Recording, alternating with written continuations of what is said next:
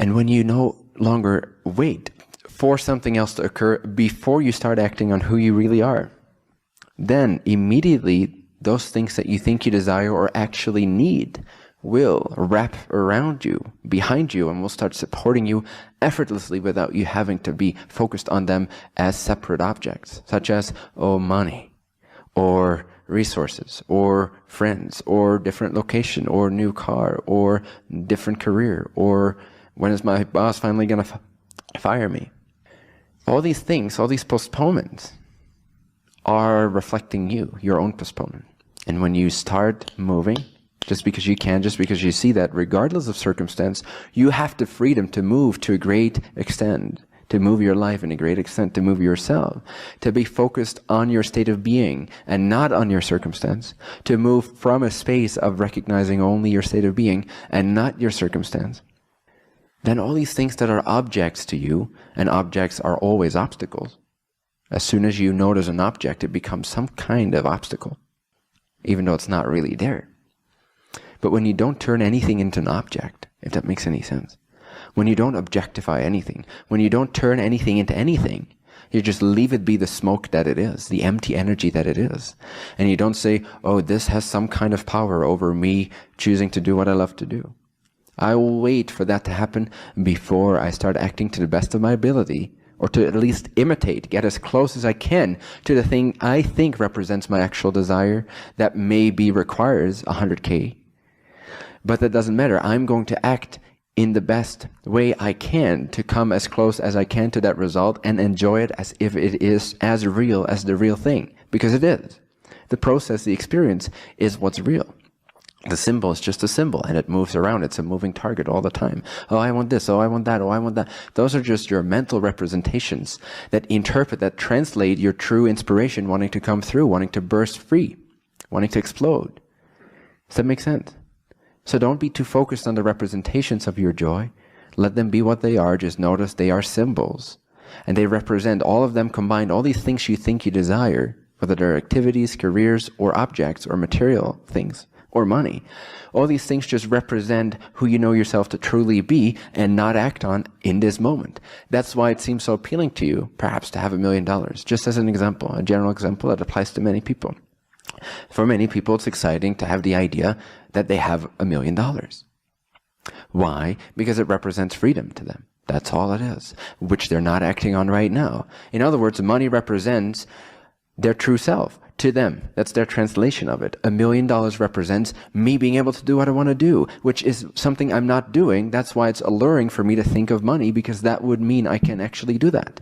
But that points you to a limiting idea that you have, that you cannot fully act on your ability, on your desire to be, to express yourself fully, and that you're waiting for something else to come along first. This stagnates the flow. This stagnates the stream. This stagnates the body, makes it rigid and solid, instead of malleable and flexible and free and alive and energetic.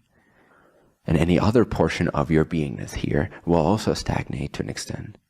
Whereas if you keep moving and you don't give too much, if any, credit to circumstance, and you keep acting on it, on your joy to the best of your ability, then things keep moving. You're not waiting, so life is not waiting for you. Because now it starts to reflect your movement, your change, your assertiveness, your decisiveness, your responsiveness, your responsibility, your ability to respond. All these exciting things that put you in the hot seat of being the empowered consciousness that you are, rather than the victimized consciousness to your own ideas. Does that make sense? Does it make sense? Yes? Thank you. Thanks for your responsiveness. How excited are you about your life? How interested are you in making your life your actual dream life? Good, right? No?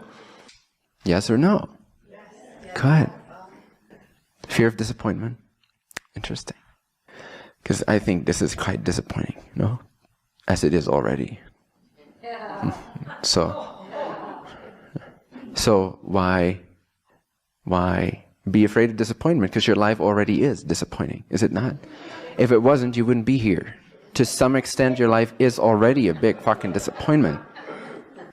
So why postpone and create more, repeat more disappointment out of fear for being disappointed? Doesn't make sense, no? Start moving. You're already a disappointment, but that's perfect. The more you start moving, the less of a disappointment your life will be to you. And this is not in any way judging. It's just an observation. It's just a truth. Is your life completely 100% exciting to you? If not, it's disappointing, no? It's just a simple statement. It's not a judgment. It doesn't mean you did something wrong, although you did. It doesn't mean that you are wrong. It just means you don't have or haven't had the clarity of how to live life.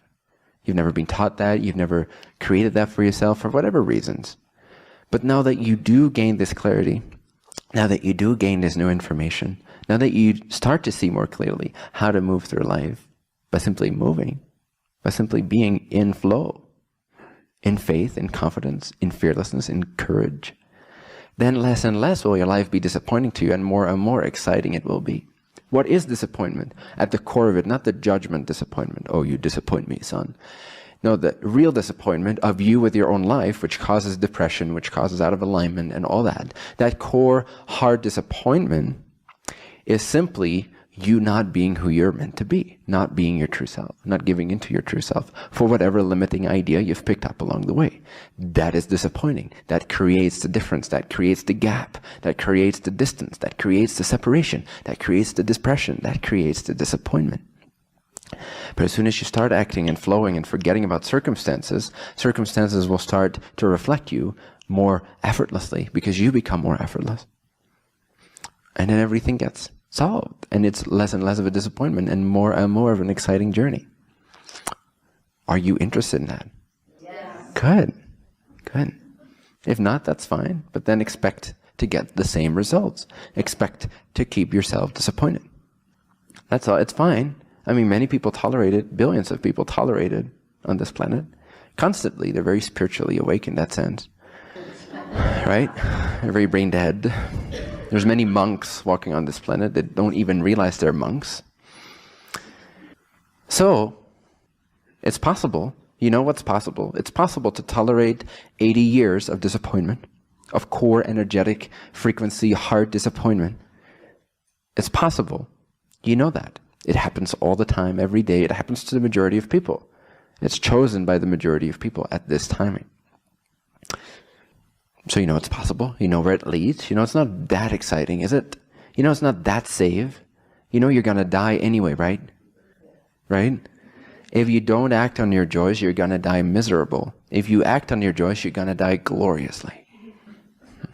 And you leave this massive trail behind you for others to follow in their own way, but for others to track off of, you know, to be inspired by. And so you help the world by being an example, a testimony of greatness. You cannot be without ego if you keep yourself small. That's not the same thing. You can only be without the ego effect, without the ego tension, by living large. And large can be very simple. Doesn't have to look like my life, doesn't have to look like a base jumper, doesn't have to look like a rock climber. It can look like you taking care of your family. Nevertheless, however that shows up as relevant for you, it has to feel great, it has to feel expensive, it has to feel inspiring. That is the hallmark of an inspiring life. Not what you do and how others judge it, but how good and expensive you feel about it yourself, because that's what's relevant to you. So living a life of greatness can look very simple, or can look very athletic. Doesn't matter. Either way is fine. It's the same. As long as it's inspiring to the person that's acting on it. And when you do, you will inspire people regardless. Many that you will never meet. Not because they'll read about you, although that's possible too, but because energetically you're helping people around the world that you will never physically meet. And it will never be mutually, physically, verbally recognized that you inspired them, that you lightened up a portion of their consciousness for them by acting on a joyful way, by living life in a great way. Therefore ego-free, because you're being yourself. We're all meant to be great. Why would the Infinite One create a portion that is somewhat mediocre and redundant and not really effective? Would it really want that? That is greatness. That is true alignment. That is the disappearance of the ego, is to be small and mediocre and keep yourself back, hold yourself down all the time and feel responsible for everyone else. That's not greatness. That's not joy. That's not freedom. That doesn't reflect the Infinite One, does it? No. A life of greatness, of freedom, of joy, of inspiration, of decisiveness, of courage, of fearlessness, of commitment, of resolve. A life of true resolve is reflective of the One, because the One is completely resolved. It knows. Absolute knowingness. So act in that frequency and you will start to know as well, and you will start to flow as well. Does that make sense? Does that resonate? Does that excite you? Good. Excellent. No, great. Then let's go to the questions.